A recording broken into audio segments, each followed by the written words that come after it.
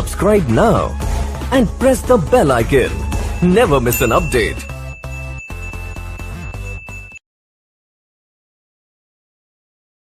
Hello friends, राष्ट्रीय blind YouTube channel में आप सभी का स्वागत है। ब्लाइंड से रिलेटेड किसी भी प्रकार की वीडियो देखने के लिए आप हमारे चैनल को सब्सक्राइब करें और साथ ही साथ अगर आपको हमारी वीडियोस अच्छी लगती हैं तो आप हमारी वीडियोस को लाइक करें, शेयर करें और कमेंट्स भी ज़रूर करें। इसके साथ ही अगर आप हमारे व्हाट्सएप ग्रुप में जुड़ना चाहते हैं तो आप हमारे अबाउट पेज में जाके व्हाट्सएप ग्रुप का एक फॉर्म भर सकते हैं। अपनी पूरी डिटेल्स आप उसमें सही भर दीजिए। उसके बाद आपको हमारे व्हाट्सएप ग्रुप में ऐड कर लिया जाएगा। और फीमेल्स के लिए अलग से हमारा व्हाट्सएप ग्रुप है, तो आप सेम प्रोसीजर से व्हाट्सएप ग्रुप का फॉर्म फिल करके हमारे व्हाट्सएप ग्रुप में भी ज्वाइन हो सकते हैं। और इसी के साथ साथ राष्ट्रीय ब्लाइंड के अतिरिक्त हमारा एक और भी चैनल है हिंदी ऑडियो शायरी के नाम से, तो आपसे रिक्वेस्ट है आप उस चैनल को भी विजिट करें। उसका लिंक आपको अबाउट में मिल जाएगा। आप वहां पर जाकर हमारी वीडियोस को देखिए और आपको अगर पसंद आती है तो आप उस चैनल को भी सब्सक्राइब करें।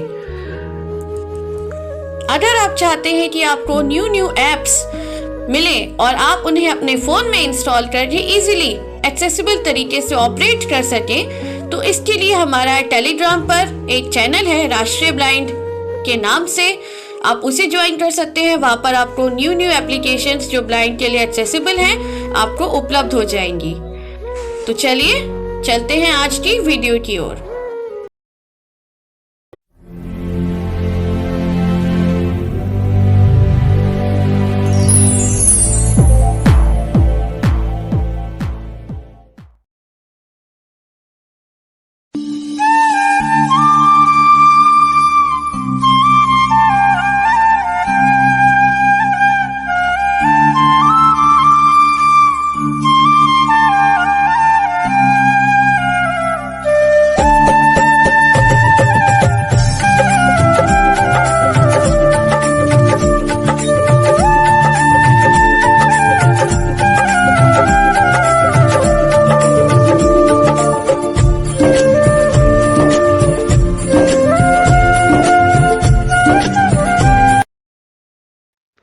कौशल प्रदेश, जिसकी स्थापना फर्स्ट मनु ने की थी, पवित्र सरयू नदी के तट पर स्थित है।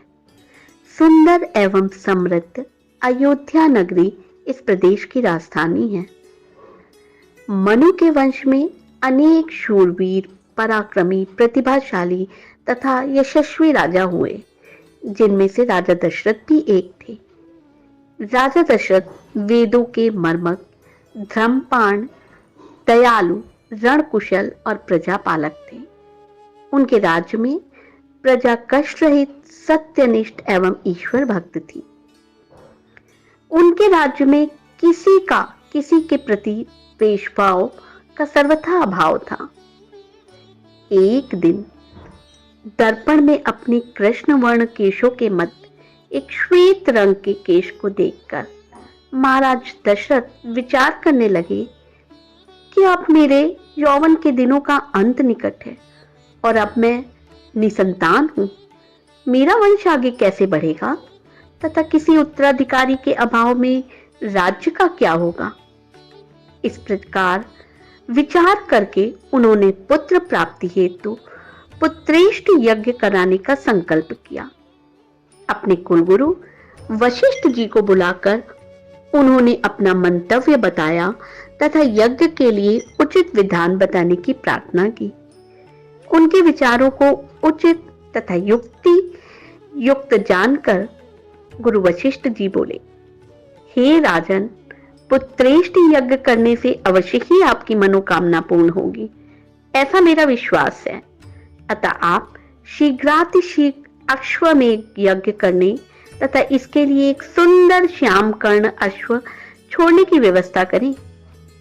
गुरु वशिष्ठ की मंत्रणा के अनुसार शीघ्र ही महाराज दशरथ ने सरयू नदी के उत्तरी तट पर सुसज्जित एवं अत्यंत मनोरम यज्ञशाला का निर्माण करवाया तथा मंत्रियों और सेवकों को सारी व्यवस्था करने की आज्ञा देकर महाराज दशरथ ने रनिवास में जाकर अपनी तीनों रानियों कौशल्या, कैकेयी और सुमित्रा को यह शुभ समाचार सुनाया। महाराज के वचनों को सुनकर सभी रानियां प्रसन्न हो गईं।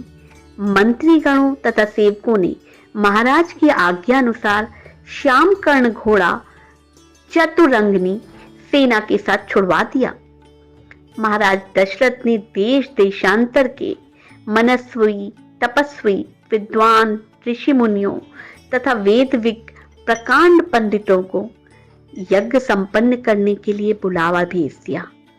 निश्चित समय आने पर समस्त अभ्यागतों के साथ महाराजा दशरथ अपने गुरु वशिष्ठ जी तथा अपने परम मित्र अंग देश के अधिपति लोभपाद के जमाता श्रृंग ऋषि को लेकर यज्ञ मंडप में पधारे। इस प्रकार महान यज्ञ का विधिवत शुभारंभ किया गया। संपूर्ण वातावरण वेदों की ऋचाओं के उच्च स्वर से, पाठ से गूंजने तथा समिधा की सुगंध से महकने लगा।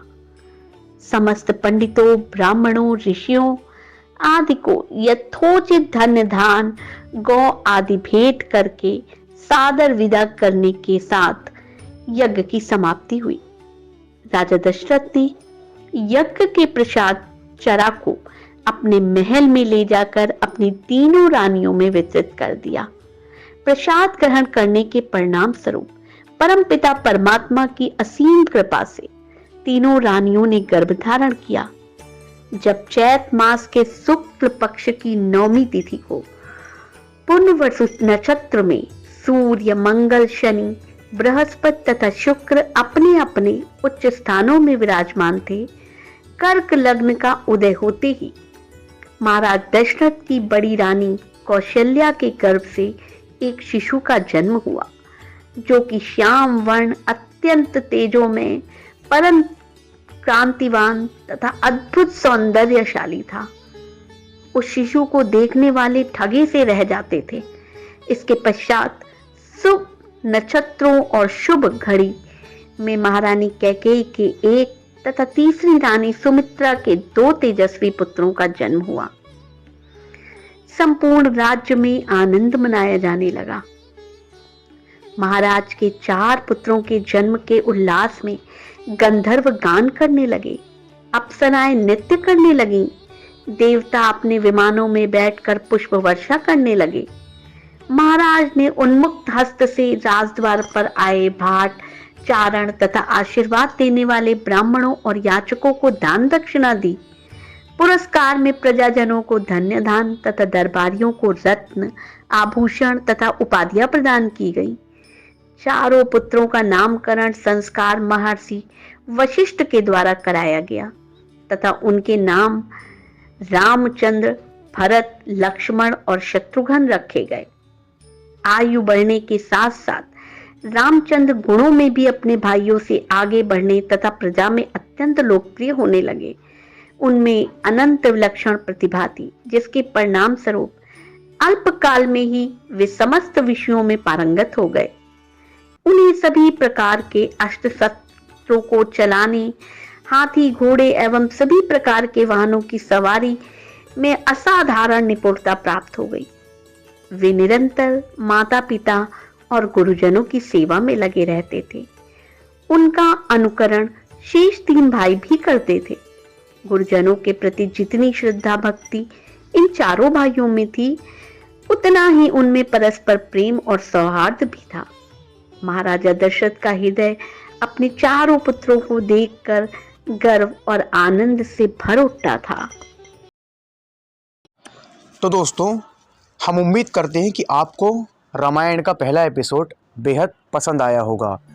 जी हाँ दोस्तों, अगर आपको ये एपिसोड पसंद आया है तो इस वीडियो को लाइक और सभी लोगों के साथ शेयर करना बिल्कुल ना भूलें। और हाँ गाइस, अभी तक आप लोगों ने हमारे चैनल को सब्सक्राइब नहीं किया है तो चैनल को सब्सक्राइब करने के साथ साथ बेल नोटिफिकेशन को ऑल पे सेट करना ना भूलें, ताकि हमारी हर वीडियो की नोटिफिकेशन आप तक सबसे पहले पहुंच सके। तो दोस्तों, कमेंट बॉक्स में जय श्री राम लिखना बिल्कुल ना भूलें। तो चलिए मिलते हैं आप लोगों से अगले रविवार को रामायण के दूसरे एपिसोड में, ठीक सुबह 11 बजे। तब तक के लिए आप लोग देखते रहिए राष्ट्रीय blind YouTube channel. Thank you.